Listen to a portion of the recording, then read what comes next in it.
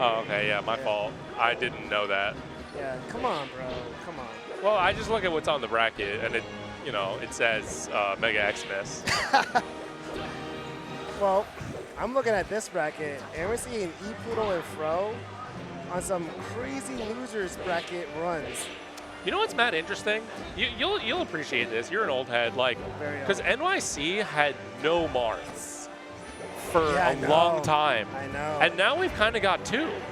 No, you got more than 2. Okay, you got a horse you can drive. You have Epoodle. I'm really talking Fro. like top 3 capable. Oh yeah, and Tazio. Yeah, Tazio. Like they all get top 8, all 4 of them. Horse's top 8's no shade. That's my goat. But like, you also have Vino he's not sometimes. a fixture. Vino, okay, I can't deny Vino's up there. Still got it. I mean, first of all, that's my dog. Second of all, he double eliminated Freezes. Yeah. Like, so come on, no, you're right. You're right. And sometimes Rishi, so that's 6. He's in London now. Oh yeah, they're playing Triff. But yo, I was talking to Fro earlier today. I mean, yeah, definitely a newcomer, right? Has been playing the game for quite some time, I've learned. But only with college friends. And then when Slippy came out, finally started grinding. Right. I mean, that was the whole thing, because Ginger, I remember, like, literally was like, this guy's smurfing. Like, this has to be somebody. It's impossible that this is. And then other people were like, no, that's my dude. He plays me in college. Yeah. So Fro was, like, playing against a lot of top players. So in the Slippy age. Well, when I say Slippy age, I mean his MMR was just that good. Yeah, like he played Haas like a million times. So like that, like once he realized like, wait, I can do good against these players, let me just enter Nightclub. Yeah, he came through. I mean, that's the thing. I saw him online. I did not know he was living in New York that whole time. That's crazy to me. Yeah. And is looking to enter Big House. Okay. So y'all gonna see a lot of Fro from here on out. But you know who else you can see a lot of? Tazio and Epoodle. We have all the Mars, you know what I'm saying? And even though like I saw Tazio very close to clutching it out against Kato. Against in Epoodle last game. I had my money on Tazio. Like I'm so happy that both of these players, you know, Epoodle and Tazio, are just like killing it. Honestly, I just want more good Mars. That's what you're saying. Fro told me he's the kind of Marth that does not mind the Ditto. Thinks Ditto is fun. So, Fro prefers floaties and Marth more than spaces. Yeah, I think that's a very like uncommon but real type of Marth. I think actually one of the weaknesses Marth has as a character is that he has to play against, like when you play Fox, you play against the whole cast, not the same, but way closer than like Marth play. The difference between Marth versus floaties and Marth versus spacies is so different, that you almost might as well pick up another character, which historically most of them did. Yeah, like a lot of people have pocket Sheiks or pocket Foxes or both. You know what I'm saying? And I think people forget because they're such spacey slayers, but like there's been a lot of. Wait, is Fro red or white? I think Fro's red. Okay. Go on. Sorry. And yeah, I think people forget that there are Marths out there who are like a preference, like Rishi, classic example of like a floaty preference Marth. Yeah, I mean, he was forced to face floaties, being from NDVA and have a brother named Bob. Yeah. So, I actually like me in general. I prefer Marth versus floaties more so than Marth versus spacies. I think a lot of it comes down to your tempo. Yeah, I mean, I'm a brawl player at heart, so like, I just like spacing out. I'm fine with longer matches. But yeah, so based off the last set, I was talking to Fro as we were watching Epoodle versus Tazio. Epoodle loves to swing, like loves the C-stick. That last stock against Tazio, Epoodle literally like threw out like 4 force matches, like hoping that one of them would tipper, and eventually it did.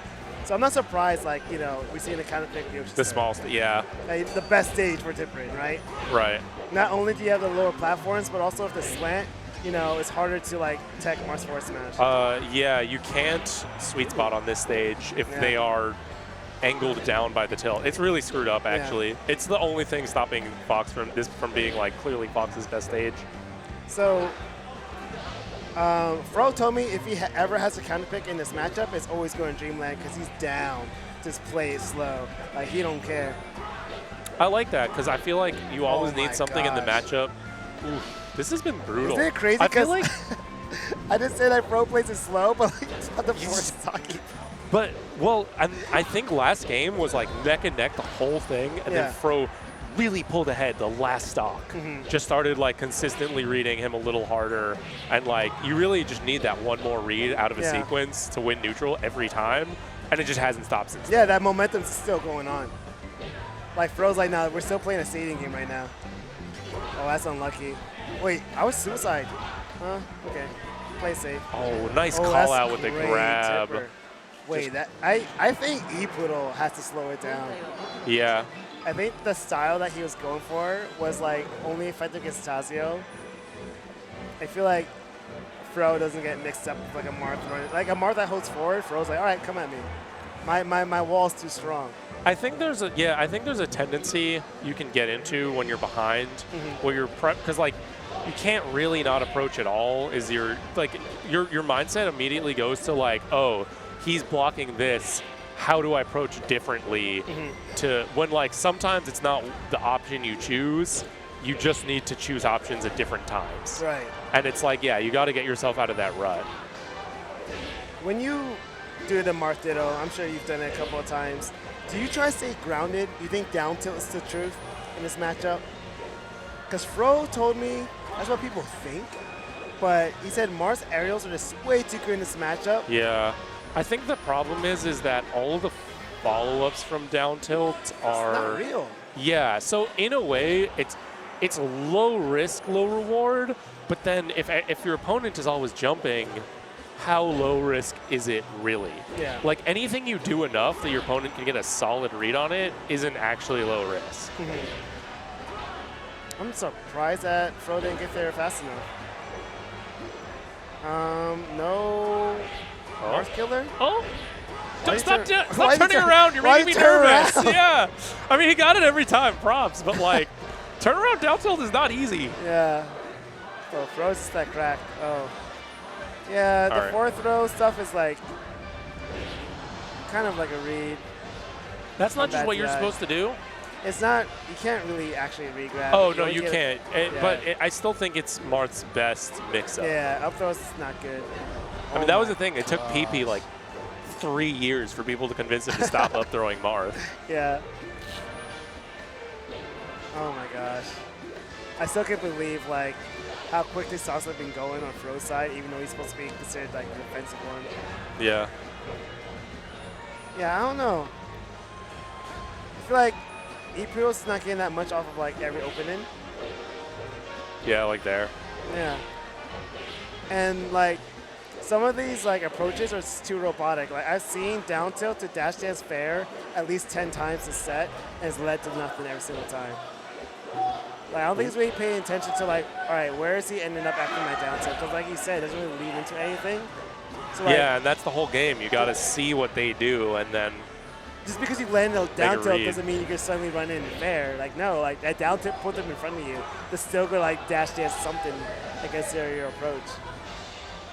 Yeah, I mean, we've gone past the point. Oh, my gosh. You can't be playing on the ledge like that. Yeah, Marth's really, you feel for him on invincibility because... No way! That was cheesy. Oh, the roll instead of the wave dash in. You could dash attack up tilt at 0? Come on. I mean, I wouldn't say it's... That happened at 0! Yeah, but like, is it true or did it happen? You know what I mean? Yeah, I see. There's a distinction. Does anyone really... Nothing's true at 0. Does anyone really dash DI Marth's dash attack correctly, though? No.